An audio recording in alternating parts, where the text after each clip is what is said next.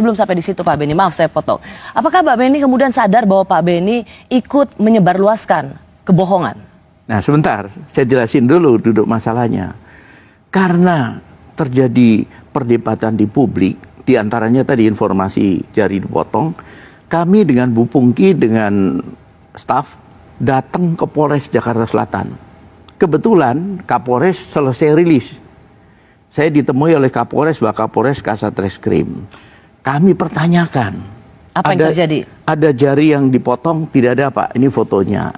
Bagaimana olah TKP? Pak Dia Beni, jelaskan. Maaf, begini, karena Pak Beni kan dalam video yang memang beredar waktu itu, dan Kompas TV juga punya rekamannya, Pak Beni mengatakan bahwa tidak ada kejanggalan dari kasus Joshua. Pertama-tama sebenarnya itu, sebelum mengutip ada video Bapak itu, sebelumnya hari Senin, hari Selasa, 11, 12, Pak Beni sendiri langsung mengatakan tidak ada kejanggalan dari kasus Joshua. Yang ingin saya tanyakan adalah belum apa-apa, Kompolnas, dalam hal ini Pak Beni juga, mengatakan nggak ada apa-apa, tidak ada kejanggalan dalam kasus ini. Saat satu republik itu merasa ini ada yang janggal, Pak Beni. Iya, jadi begini, setelah ramainya di media, saya berusaha.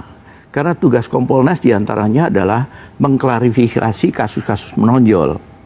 Kami datang ke Kapolres, kami menanyakan bagaimana penanganan kasusnya, kemudian rekonstruksinya bagaimana, siapa yang diundang dari lapor segala macam, sampai akhirnya saya tegaskan lagi. Jadi gimana? Sudah clear, nggak ada masalah. Itu yang Bapak katakan kan? Karena Bapak bilang saya turun langsung. Betul. Mendengar dari tim penyidik Polres Jakarta Selatan, saya merasa perlu turun karena banyaknya silang informasi yang membuat bingung masyarakat hingga saya turun langsung. Betul. Memang kata turun langsung ini seolah-olah Bapak menginvestigasi, turun langsung. Padahal sejatinya Bapak turun langsung bukan untuk investigasi, hanya bertanya pada Kapolres dan Kasat Serse.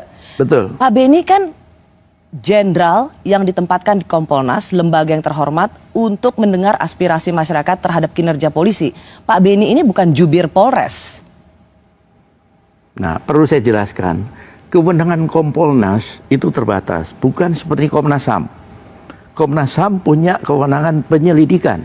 Tidak apa-apa Pak Beni, tidak apa-apa. Kalau menurut saya bukan itu soalnya. Soalnya adalah mengapa Kompolnas yang memiliki tugas memberikan masukan pada Presiden, memberikan arahan pada kebijakan Presiden soal kepolisian negara Republik Indonesia. Di kasus yang sangat besar ini, justru Kompolnas menjadi humas atau PR-nya Polres Selatan dalam hal ini ingin membela Sambo. Kesan itu mungkin muncul di masyarakat, tetapi kami dari Kompolnas sendiri selalu ada di posisi yang netral, tidak berpihak. Saya buktikan. Bagaimana mungkin Bapak mengatakan berada di posisi yang netral, tidak berpihak? Belum apa-apa, apa yang Bapak katakan itu adalah plek ketiplek apa yang menjadi kalimat Kapolres Jakarta Selatan yang terbukti sekarang dimutasi. Sekarang begini, kami itu hanya bisa klarifikasi. Soal jawabannya kemudian bohong, dia dimutasi atau dinonaktifkan. Masa kita nggak bisa percaya sih sama aparat? Dan saya tidak berhenti di situ. Selesai itu saya datang ke keluarga, ke Jambi. Belum sampai di situ. Harusnya Pak Beni, ketika Bapak menerima klarifikasi dari Polres Jakarta Selatan, Bapak harusnya juga mendengar keluarga korban seperti apa yang terjadi. Ya. Tapi yang Bapak lakukan adalah, sekali lagi yang seperti saya bilang, copy paste apa yang dikatakan oleh Kapolres Jakarta Selatan. Kan Bapak justru membuat citra Kompolnas dan citra kepolisian itu lebih buruk lagi karena Bapak pernah membela tersangka pembunuh. Nah itu pendapat publik silakan. Tapi sekali lagi saya sampaikan, wujud saya netral. Saya kemudian datang ke rumah keluarga di Jambi. Saya mendengar keluh kesahnya, mendengar curhatnya, mendengar permintaannya. Tapi the damage has been done. Kerusakan itu sudah terjadi. Harusnya Bapak sebelum melakukan rilis atau membuat pernyataan pada publik, harusnya Bapak mendengar dulu keluarga. Sebelum Bapak mengatakan bahwa sudah turun langsung, mendengar dari tim penyidik Polres Jakarta Selatan. Bahkan Bapak sudah langsung jumping into conclusion atau turun dalam kesimpulan sama seperti versi Sambo, sama seperti versi Polres Jakarta Selatan. Ada pelecehan seksual yang dilakukan oleh seorang almarhum. Tega banget Pak. Saya ketika dimintain tanggapan oleh media, tentunya harus merujuk pada sumber resmi. Tidak lewat medsos, tidak lewat hoax. Sumber resminya dari Polri. Itulah yang saya ambil.